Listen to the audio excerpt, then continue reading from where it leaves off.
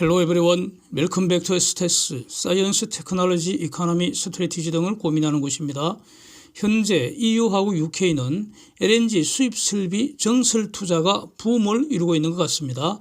미국 에너지정보청 EIA가 보고한 사진 보면서 말씀드리겠습니다. 핀란드부터 이탈리아, 그리스까지 유럽 전역이 LNG 수입 터미널 완전 공사판인 것 같습니다. 국제 LNG 수입업자 그룹이라고 말할 수 있을 것 같은데 International Group of Liquefied Natural Gas Importers 그래서 여기서 이제 자료를 발표를 했고 이걸 미국의 EIA가 이제 보고를 하고 있습니다. EU와 UK의 LNG 수입 설비 증가되는 용량, 설비 순증가량이 2024년까지 6.8 BCF per day 이라는 겁니다. 이게 순 설비 증가량입니다. 6.8 BCF per day.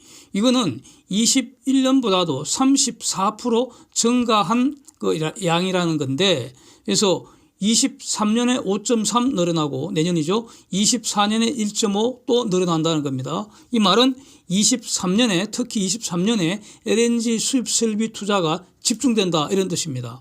그래서 23년 말 되면은 24년 말이죠.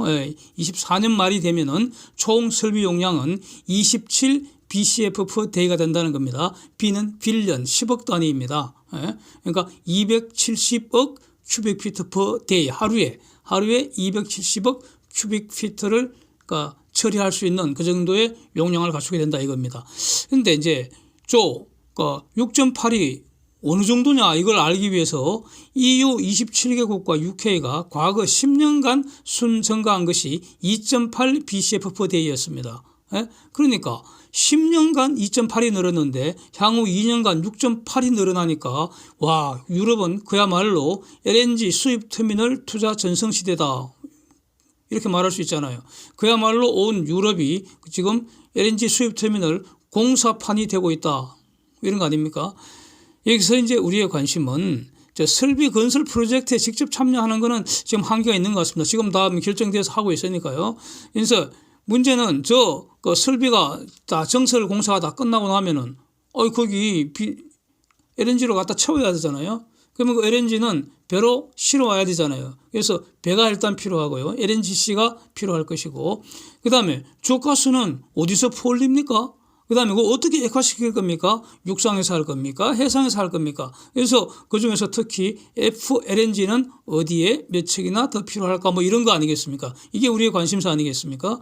그래서 이제 그 설비 다 갖춰진 후에는 그 설비에 LNG 채우기 위해서 필요한 LNGC 선박수 이걸 제가 대략 한번 산수를 해봤더니 연간 한 87척 정도가 필요한 것 같습니다. 그러니까 17.4만 큐빅미터급 표준 사이즈 LNGC 이게 대략 연간 한 87척 정도 필요할 것 같다 이런 겁니다.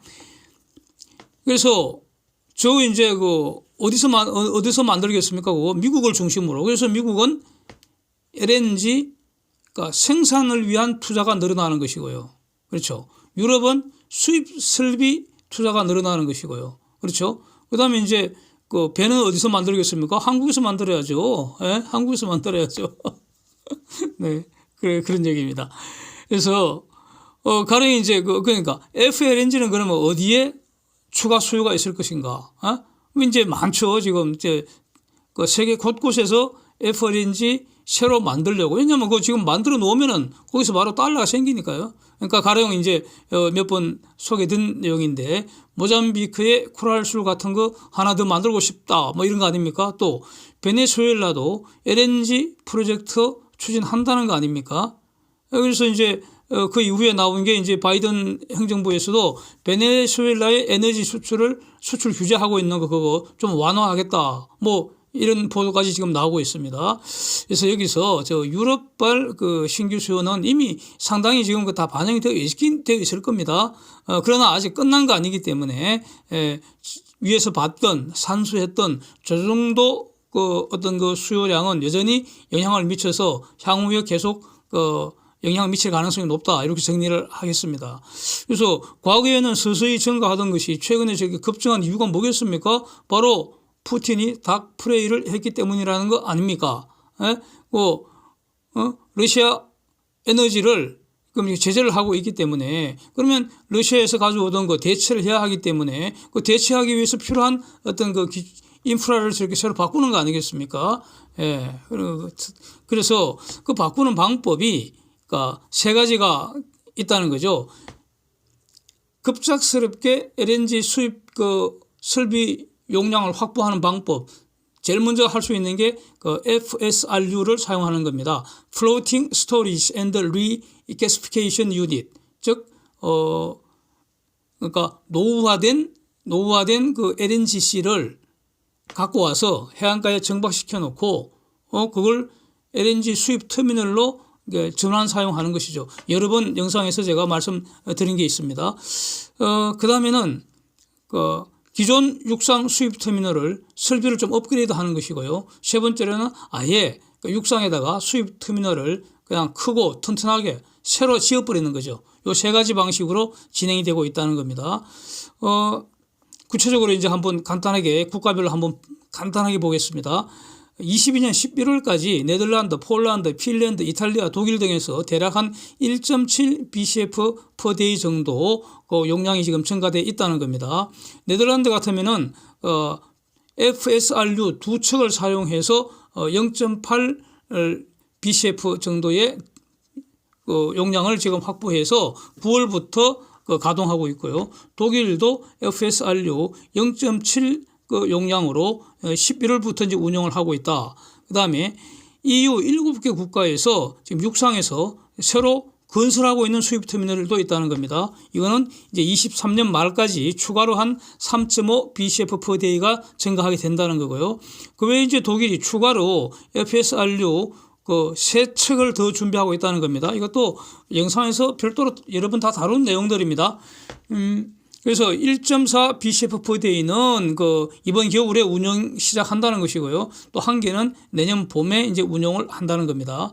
폴란드 같으면은 기존 그 제기화 터미널을 확장 공사를 해서 이제 23년 12월까지 확장되는 게 한 0.2 BCF per day가 더 늘어나서 총 0.8 BCF per day의 그 설비 용량을 이제 사용하는 것이고 또 기존에 그 폴란드 같으면은 그러니까 발틱 파이프라인을 통해서 받기도 하죠.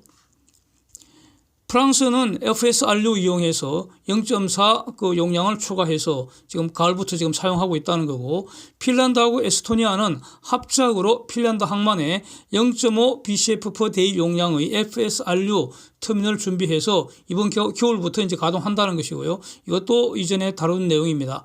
그 다음에 이탈리아도 그 0.5 용량의 FSRU 지금 이렇게 준비 중인데 내년 봄부터 가동한다는 거고 그리스도 0.5 BCF per day 용량의 FSRU를 지금 준비 중인데 23년 말까지 가동한다. 뭐 이런 겁니다. 그래서 간단하게 이제 러시아 에너지가 아웃돼 가는 그 과정을 볼 수 있는 기사 밑에 있는 거 한번 보겠습니다. EU 27개국이 지난 6월에 러시아 오일을 제재하겠다. 그걸 12월 5일부터 하겠다. 이렇게 이제 결정을 했는데 그 당시 그 가격 상한제를 그 수단으로 사용하기로 했지 않습니까? 그래서 가격 상한제에서 그 상한 가격을 얼마를 할 것이냐 이걸 가지고 27개국이 지금 협의를 하고 있다는 거 아닙니까? 기본적으로 여기는 이제 그 만장일치제를 채택하기 때문에 어떤 그 제시된 가격에 대해서 회원국이 이의를 제기하면은 또 다시 협의하고 막 그러는 그 과정으로 보입니다. 지금은 이제 62불선에 대해서 폴란드, 에스토니아, 리투아니아 이런 데서 이제 너무 높다고 그보다 더 낮추라고 이렇게 이제 그 협의를 하고 있다는 그런 내용이고요. 하여튼 결국 협의될 것이고 러시아 오일도 제재를 받게 된다. 뭐 이런 내용입니다. 그 다음에 또 이제 중요한 것이 인도네시아의 아바디 LNG 프로젝트 건입니다. 원래 이게 그 매장량이 한 10 TCF, T가 트릴리언이니까 10조 큐빅미터급, 그러니까 242억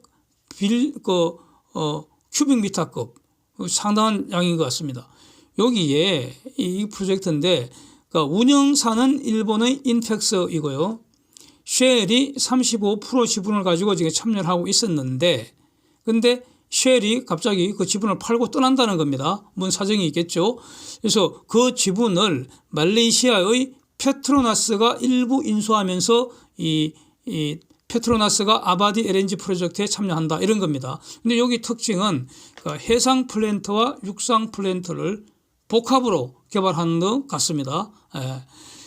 그래서 원래 그 쉘이 참여할 때는 쉘은 FLNG 형태로만 이 사업을 추진을 하고 싶었던 것 같습니다. 그래서 이제 일본의 인펙스하고 이제 깐부가 돼서 참여를 했는데 그 인도네시아 대통령 조코비도가 갑자기 육상의 LNG 수출 터미널도 건설을 해야 한다 이렇게 요구를 했다는 겁니다. 그래서 이제 쉘과 마찰이 있었던 거 아닌가 싶습니다. 그 기사를 쭉 자세히 봤더니 그런 뉘앙스가 느껴졌습니다. 그 인도네시아 측이 저런 그 육상 터미널을 요구한 이유는 고용도 늘어날 것이고 그 육상에도 씌워 놓으면 사람 고용해야 되니까 결국 그 인도네시아 사람 고용하지 않겠느냐 뭐 이런 거죠. 그다음에 파이프를 통해서 인도네시아 국산용으로 사용할 수 있기 때문이다. 이런 걸 들고 나온 것 같은데 쉘은 이게 싫었다는 겁니다. 그래서 지분을 팔고 떠나려고 했다는 거죠. 35% 지분 전부를 19억 불에 지금 제시를 하고 있는 것 같습니다. 2019년도에 벌써 이런 결정이 났었다고 하네요. 그래서 이 육상 LNG 설비하고 해상 LNG 설비는 장단점이 다 있죠. 해상에서 추출한 가스를 파이프로 육상으로 가져가서 그러면 이제 육상에서 사용할 거면 거기서 육상으로 가져가면 됩니다. 그런데 LNG 그 육상에다가 다시 LNG로 만드는 설비를 만들고 그 LNG는 결국 배에 실어야 되거든요. LNG는 배에 실어야 됩니다. LNG를 했다는 것은 배에 싣고 멀리 배달하기 위해서 하는 겁니다. LNG는 국내에서 사용할 거라면 LNG를 할 필요가 없습니다. 그러면은 육상에서 그걸 LNG로 만들었다면은 그걸 다시 하역을 하려면 항만 시설이 또 있어야 하잖아요. 여러 가지로 지금 불리한데 그 바다에다가 해상 설비가 있다면 바다에서 퍼올린 거는 그래서 바다에서 바로 액화시키고 저장했다가 거기서 바로 하역시키는 거 이게 FLNG가 제일 좋다는 겁니다. 좀 그렇게 보이는데 왜 저런 방식을 그 인도네시아에서 왜 저걸 요구했는지 좀 많이 의아합니다. 하여튼 이렇게 해서 쉘은 이제 떠나고요. 이걸 이제 인도네시아의 국영 에너지 기업인 페르타미나에서 컨소시엄을 구성해서 이제 인수한다는 겁니다. 그러니까 쉘 35%니까 인도네시아는 돈이 별로 없을 테니까 혼자 다 인수하기는 부담스럽겠죠. 그래서 컨소시엄을 구성하는데 여기에 말레이시아의 페트로나스가 참여한다. 뭐 이런 내용입니다. 그래서 이제 지금부터 이제 중요한 것인데 운영자인 인펙스가 12월 중에 수정된 개발 계획을 이제 제출한다는 겁니다. 여기에는 이제 CCS, 이산화탄소 포집 저장하는 그런 어떤 시스템도 포함시키고 해상 액화 설비도 하고 육상 액화 설비도 갖춘다는 겁니다. 그래서 해상 액화 설비 용량은 1.8 BCF per day 정도, 그 다음에 컨덴세이트 36,000배럴 per day 정도, 이 정도 용량으로 갖추고, 그 다음에 이제 대통령이 요구했다는 육상 액화 설비는 트레인 2개를 만들어서 연간 한 950만 톤 용량을 만든다는 겁니다. 그래서 여기서 이제 한국 기업들이 해상 플랜트 참여할 기회가 있을지 요거는 이제 기대할 수 있지 않겠습니까? 지금 이제 아이디어 내서 지금 추진하는 단계이기 때문에. 그런데 이제 여기서 페트로나스하고 삼성중공업은 관계가 좋죠. 말레이시아에 현재 가동 중인 FLNG가 2개 있죠. 그래서 1번은 대우가 만들었고요. 두 번째 FLNG가 두화인데 이거는 삼성중공업이 만들어줘서 좀 돈 잘 벌고 있잖아요. 그리고 세 번째 FLNG인 티가를 또 만들려고 FEED 프로젝트를 삼성중공업이 이미 다 완료를 했습니다. 그리고 이 세 번째 FLNG T가 FID, Final Investment Decision 결정이 지금 임박한 그런 상태입니다. 그래서 이거는 삼성중공업이 수주할 가능성이 높지 않느냐 해서 수주 가능성이 있다 이런 취지로 영상으로 몇 번 다룬 바가 있습니다. 그래서 이런 이제 그 페트로나스하고 삼성중공업은 이제 인연이 이미 인연이 끈끈하기 때문에 그러면 인도네시아 저 프로젝트에도 참여할 수도 있지 않겠는가 기대할 수 있잖아요. 근데 좀 운영사가 지금 일본 기업이어서 운영사가 일본 기업입니다. 그래서 기록 안에 일단은 뭐 장담할 수는 없을 것 같고요. 여기서도 이제 중요한 것이 지금 그 해상 플랜트건 육상 플랜트건 LNG를 만들었다는 거니까 그러면 LNG를 배달할 배가 필요하지 않겠습니까? 선박에도 지금 몇 척이나 필요할 것인가.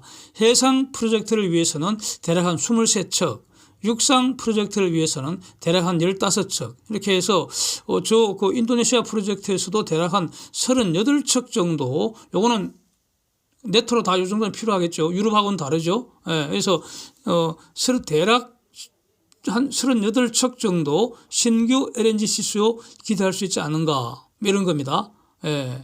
하여튼 정리를 하고요. 앞으로도 글로벌 FLNG 관련된 이런 그 내용들을 계속 한번 추적을 해보겠습니다. 내년 이후에는 FLNG 수주가 분명히 늘어날 거로 보기 때문입니다. 네. Thanks for watching. See you next.